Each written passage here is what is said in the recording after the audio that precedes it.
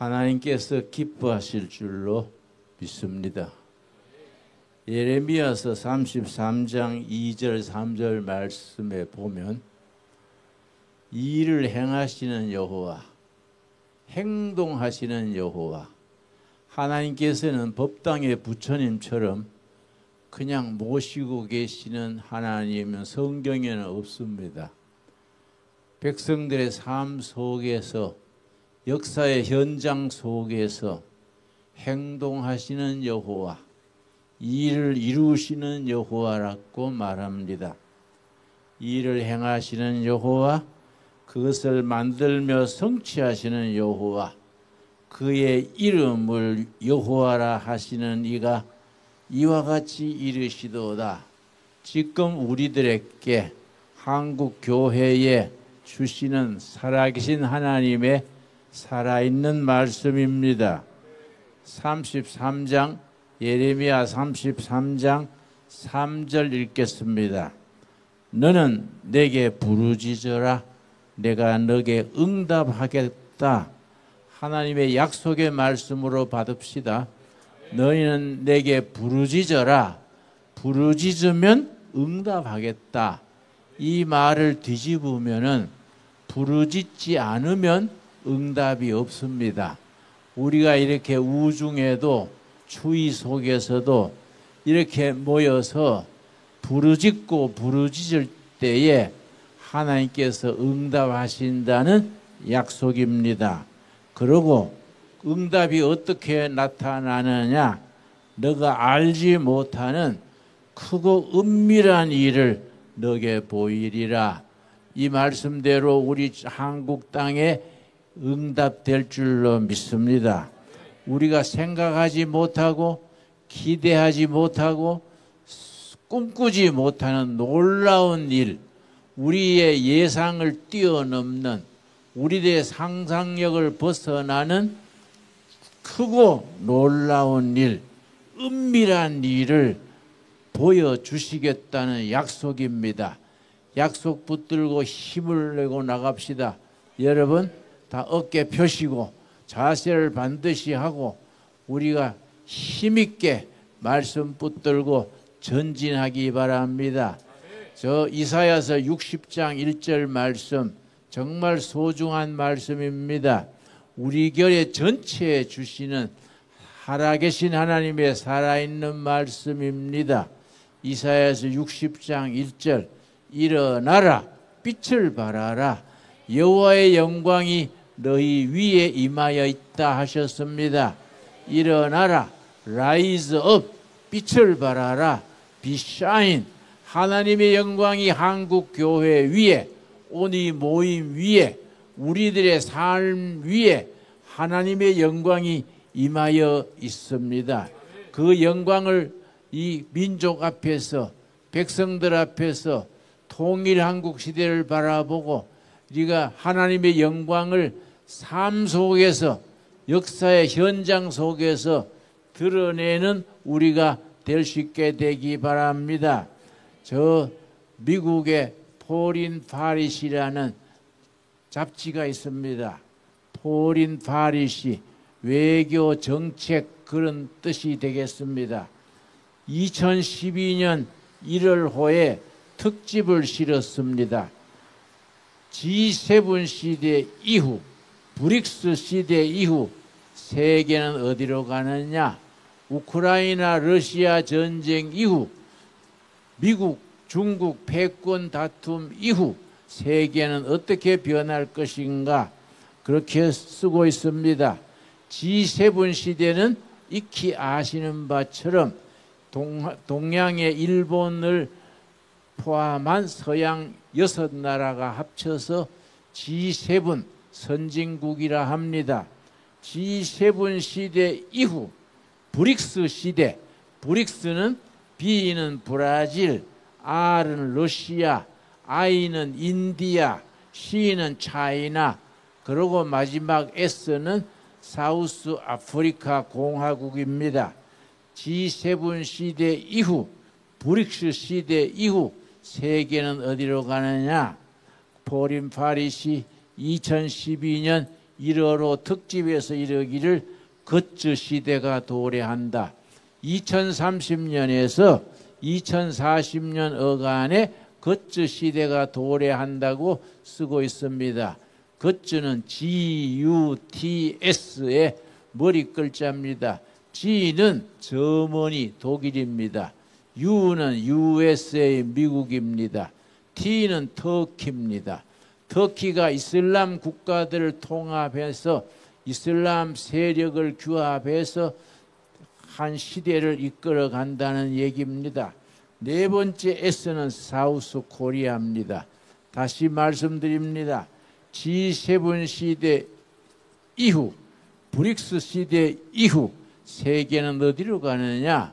그리고 러시아 우크라이나 전쟁 이후, 미국 중국 패권 다툼 이후 세계는 어디로 갈 것인가? G7 시대 이후, 브릭스 시대 이후 세계는 겉즈 시대가 도래한다. 그렇게 전망하는 기사를 실었습니다. 겉즈, GUTS, 독일, 미국, 터키, 사우스 코리아. 그래서 말하기를 이제 몇 년 남지 않았습니다. 2030년 경에는 대한민국은 자유통일이 될 것이다. 통일된 이후 남한의 경영과 남한의 기술이 북한의 노동력과 합쳐서 메이드 인 코리아, 전 세계의 미국, 유럽 전 세계 백화점, 가정 안방까지 차지하는 메이드 인 코리아 시대가, 한국 제품이 세계를 석권하는 시대가 온다. 그 메이드 인 코리아 시대는 메이드 인 차이나, 메이드 인 인디아를 넘어서는 시대가 와서 2030년에서 2040년 경에는 세계를 주도하는, 세계 역사의 이니시아티브를 행사하는 4대 강국에 들어갈 것이다. 그렇게 썼습니다. 그렇게 쓰니까 아마 요즘 우리 유튜브의 댓글처럼 그거 이해가 안 간다는 그런 항의 글이 많았던 것 같습니다. 어떻게 코리아 같은 나라가 남북이 분단돼 있고 늘 무슨 정치는 불안정하고 한데 어떻게 2030년 이후 2040년 어간에 세계를 주도하는 네 나라 중에 하나가 될 것인가? 그런 의문에 대해서 답을 썼습니다. 5가지 점에서 한국이 그렇게 발전하게 된다. 그렇게 썼습니다. 그 5가지를 제가 오늘 이 자리에서 소개하겠습니다. 첫째는 뭘 들었느냐? 한국인의 국민성이 그렇게 만든다. 국민성을 그 잡지에서는 내셔널 캐릭터라 그랬습니다. 내셔널 캐릭터. 코리안들의 국민성, 내셔널 캐릭터가 2030년, 40년 어간에 세계를 주도하는 네 나라 중에 한 나라가 되게 한다. 그러면 한국인의 국민성의 어떤 점이냐? 3가지를 들었습니다. 첫째는 한국인의 근면, 부지런한 것. 둘째는 한국인의 열정, 패션입니다. 패션. 한국인들은 먼 일을 맡아서 신바람 나면은 사람 죽을까봐 겁난다 그럽니다. 죽게 아니면 까무러치기다. 한 번 죽지 2번 죽냐?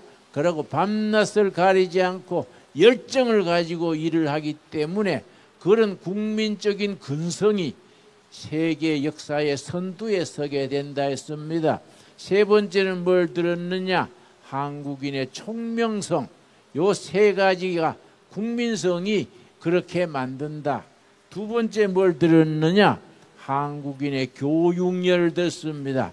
여러분, 전 세계 교육열이 뛰어난 나라가 2 나라를 잡습니다. 이스라엘과 코리아입니다. 이스라엘과 한국 어머니들의 그 교육성, 교육열, 아버지 어머니들이 자기들은 굶어도 자식들을 공부시키는 그 교육열, 그것이 한국을 그렇게 위대하게 만드는 근거가 된다고 했습니다. 3번째 뭘 들었느냐? 하이테크나라지. 나는 지난주에도 미국 갔다가 이틀 전에 귀국했습니다. 요즘 미국이나 일본이나 서독에 가면은 코리아, 한국서 왔다 그러면은 반응이 다릅니다. 아, 테크 나라지, 하이테크 나라지를 일컫습니다. 몇십 년 전하고는 완전히 차원이 다릅니다. 여러분, 한국인의 하이테크 나라지, 원자력 기술이 세계 1등입니다. 여러분, 반도체는 말할 것 없습니다. 그리고 자동차, 제철, 비행기까지 만들어서 수출합니다. 한국의 KF-21 비행기는 이제 곧 우리 자체 국산 엔진을 달아서 세계의 첨단 비행 전투기로 등장할 단계에 있습니다. 한국인의 그런 테크 나라지, 하이테크 나라지가 2040년까지는 세계 4대 강국에 오르게 된다. 정말 귀한 얘기입니다. 네 번째가 있습니다. 네 번째. 여러분 복습하겠습니다. 포린 파리시라는 잡지에서 2012년 정월호에 특집을 내기를 G7 시대 이후, 브릭스 시대 이후 세계는 어떻게 변할 것인가? 네 나라가 등장한다. 거츠 시대가 온다. 거츠는 독일, 미국, 터키, 코리아다. 코리아가 어떻게 그렇게 될 수 있느냐? 5가지 이유를 들었습니다. 첫째 뭐라 그랬습니까? 여러분 복습을 할까요? 첫째 뭐라 그랬습니까? 한국인의 국민성, 네이셔널 캐릭터. 국민성의 어떤 점이냐? 3가지를 들었습니다. 한국인의 근면, 두 번째 한국인의 열정, 패션입니다. 세 번째는 한국인의 총명함. 요 3가지가 그런 미래를 이룬다는 겁니다. 두 번째 뭐라 그랬습니까? 한국 부모들의 교육열, 두 번째입니다. 세 번째 뭐라 그랬습니까? 한국의 하이테크 나라지, 기술 국가가 한국을 그렇게 세계 4대 국가로 오르게 한다는 겁니다. 네 번째가 해외 동포들, 전 세계 186개국에 살고 있는 해외 동포 750만 해외 동포들의 네트워크가 그렇게 만든다는 겁니다. 여러분, 내가 아프리카 저기 세네갈에 집회를 간 적이 있습니다.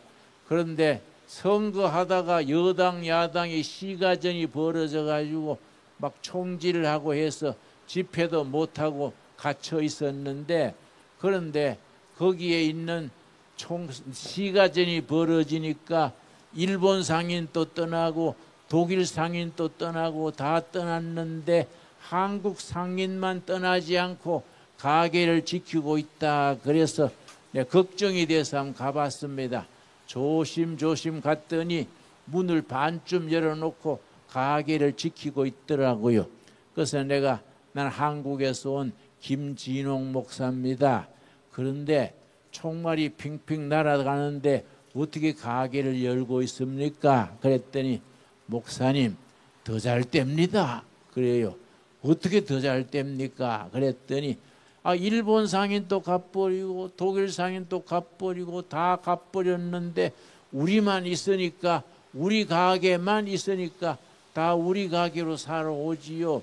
더 잘 됩니다. 그래서 더 잘 되는 거는 좋은데 총 맞으면 어쩌려고 그럽니까? 그랬더니 아이고 총알이 알아서 하겠지요. 응? 내가 아프리카에 관광하러 왔습니까? 한번 멋지게 벌어가지고 서울 가서 번듯하게 살라 하는데 총알 지가 알아서 해야지요. 같이 웃었습니다. 여러분, 그런 해외 동포들 186개국의 코리안들이 가서 태권도 도장도 하고 식당도 하고 K푸드 식당입니다. 그 사진관도 하고 파고들고 있습니다. 그들이 20년 뒤에는 한국을 세계 4대 강국으로 만드는 일에 네트워크에 대해서 힘을 도와준다는 겁니다. 여러분, 1997년에 IMF가 왔을 때에 미국, 캐나다 동포들이 본국이 어렵다고 우리 모금을 해서 보낸 돈이 30억 달러입니다. 세계에 그런 예가 없습니다. IMF 났을 때에 중국 사람들은 그런 재난을 당하면 금을 사가지고 마당에 묻습니다. 일본 사람들은 현찰을 안방에 차곡차곡 쌌습니다. 그런데 한국만 다릅니다. 한국 아줌마들은 어떻게 하느냐? 돌잔치 할 때 금반지, 결혼할 때의 금목걸이 전부 국가에 헌납을 합니다. 그 금모으기 운동 그럽니다. 한국인들은 위기를 만나면 단결합니다. 그래서 일제시대의 의병운동이나 임진왜란 때 의병운동이나 일제시대의 항일투사들이나 우리 IMF 났을 때에 국민들이 나라 경제 일으킨다고 금가락지 빼고 금돌잔치도 모으고 금목걸이 빼고 그래가지고 그걸 국가 IMF를 이기자 그런 금모으기 운동이 세계를 놀라게 했습니다. 그런 애국, 애족에 대한 열정이 우리 국민들 속에 있습니다. 앵간히 정치만 잘하면 우리나라는 그렇게 선진국으로 가게 돼 있습니다. 여러분, 5번째가 중요합니다. 내가 길게 인용하는 것은 5번째 때문에 내가 길게 인용했습니다. 5번째는 뭐이냐? 2030년, 40년 어간에 한국이 세계를 이끄는 세계사의 이니시어티브를 발휘하는 네 나라 중에 한 나라가 될 수 있는 5가지 이유 중에 5번째가 뭐이냐? 한국의 프로테스탄트 철치, 한국의 개신교가 그렇게 만드는 힘을 제공한다는 겁니다. 어떤 힘입니까? 우리가 돈으로, 달러로 그게 아닙니다. 우리는 기도로, 우리가 뜨거운 하나님에 대한 열정으로, 한국 교회는 뜨거운 신앙으로 하나님께 부르짖고 부르짖어서 그 응답으로 한국 개신교회는 국민적인, 영적인, 정신적인, 도덕적인 지도력을 가지고 한국이 새로운 선진국으로 뜨게 되는 일에 그런 추진력을 제공한다는 겁니다. 여러분, 지난 100년 역사에 한국 현대사에 우리 기독교가 아니면 우리가 이만큼 나라가 발전할 수 없었습니다. 거기에 대해서 우리는 자부심을 가져야 됩니다. 한국 현대사 100여 년은 개신교가 앞장서서 이끌어왔습니다. 요즘 삐딱한 친구들이 좌익, 친북, 친중 세력들이 교회에 못된 짓을 합니다. 그래서 자꾸 교회에 흠집을 가르고 그러고 개신교에 대해서 자꾸 흠집을 잡으려고 그럽니다. 그런 건 우리가 못된 소짓 못하도록 우리가 교회에 힘을 보여줘야지요. 지난 100년간 우리는 교회가 학교 세웠지요, 병원 세웠지요, 여성 해방 운동 했지요, 절제 운동 했지요, 애국 운동 했지요. 여러분, 1919년 일어난 3.1 만세 운동에 민족 대표 33명 중에서 16명이 크리스찬들이었습니다. 만세 운동이 일어난 지도의 75%가 교회를 중심으로 만세 운동이 일어났습니다. 그래서 뚜렷한 민족 지도자들은 크리스찬들이었습니다. 서재필, 안창호, 김구, 이승만, 이승훈, 이상재, 조만식, 이 기라성 같은 분들이 다 크리스찬이자 민족 운동의 지도자들이었습니다. 그런 전통을 이어가서 이번 6.3 대통령 선거에서도 교인들이 앞장서서 선거운동하고 바로 찍고 바른 지도자 뽑히게 하는 일에 기도로 온몸으로 열매를 맺어야 될 것입니다. 이런 일에 우리가 다 투사로, 일꾼으로 하나님이 뽑아 세우신 일꾼으로 나설 수 있게 되기 바랍니다. 여러분 다 각오하시지요? 여러분 아멘 하십니까? 여러분 아멘 하면 더 크게 합시다. 우리가 이번 6월 3일 대통령 선거에 정말 하나님이 기뻐하시는 바른 대통령이 뽑혀지도록 기도하고 헌신하고 앞장설 수 있게 있어야겠습니다. 예, 감사합니다. 여러분, 한국의 프로테스탄트 처치 개신교는 밖에서 더 알아줍니다. 실제 우리는 잘 몰라요. 우리 역사에서 지난 100년 현대사에서 교회가 얼마나 혁혁한 공문을 세웠는지 우리는 잘 잊어버리고 있습니다. 그러나 해외에서 더 잘합니다. 한국 현대사 100년에 개신교회가 앞장서서 이끌어왔듯이 앞으로 통일한국 시대 100년은 한국 교회가 영적으로 정신적으로 주도한다는 겁니다. 나는 꼭 그렇게 이루어질 줄로 믿습니다. 그래서 예레미야 33장 2절 3절 내가 서두에 읽었지요. 일을 행하시는 여호와, 행동하시는 여호와, 일을 이루시는 여호와께서 말한다. 너희는 부르짖어라. 내가 응답하겠다. 너희가 부르짖고 부르짖으면은 크고 놀라운, 너희가 짐작하지 못하고 상상하지 못하고 꿈꾸지 못하는 놀라운 위대한 코리아 통일한국 시대를 보여준다는 하나님의 약속입니다. 그런 점에서 우리가 작년 12월 3일 날 계엄령 이후 탄핵 정권 이후 얼마나 우리가 고단한 세월을 보냈습니까? 그런 역사의 소용돌이 속에서 하나님이 역사하시는 줄 믿습니다. 여러분, 지난 겨울은 혹독한 겨울이었습니다. 여러분, 영국의 시인 셀리가 말했습니다. 겨울이 만일 온다면 봄이 어찌 멀었겠는가. 여러분, 이번 주는 부활절입니다. 부활절을 앞두고 지금은 고난주간을 보내고 있습니다. 예수님의 위대한 부활이 있기 전에 고난주간이 먼저 있었습니다. 우리 민족적인 고난, 시련, 역경이 위대한 부활의 역사, 리바이벌의 역사가 이어질 줄로 믿습니다. 내가 와서 보니까 이 앞에 리바이벌 코리아 그런 주제가 있더라고요. 바로 그겁니다, 여러분. 우리가 부활절을 앞두고 우리가 고난주간을 마지막 보내면서 우리의 기도와 부르짖음과 우리의 소원이 하늘에 닿아서 리바이벌 코리아, 한국 교회를 부흥시키고 한국 백성들을 깨닫게 하고 민족의 역사를 위대한 역사로, 위대한 미래로, 그레이트 퓨처로, 그레이트 희망의 나라로 만들어 줄 줄로 믿습니다. 그런 희망을 가지고 우리가 이런 우중에 이렇게 다 모였습니다. 여러분, 특별히 내가 감사한 것은 청년들이 많이 나와 있어서 내가 아주 흐뭇합니다.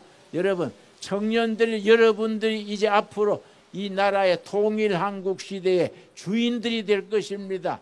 여러분, 여러분들이 통일 한국 시대의 세계 위대한 코리아, 성서 한국, 선진 한국, 선교 한국을 위해서 하나님께 쓰임받게 될 줄로 믿습니다. 기도하겠습니다. 하나님 감사합니다.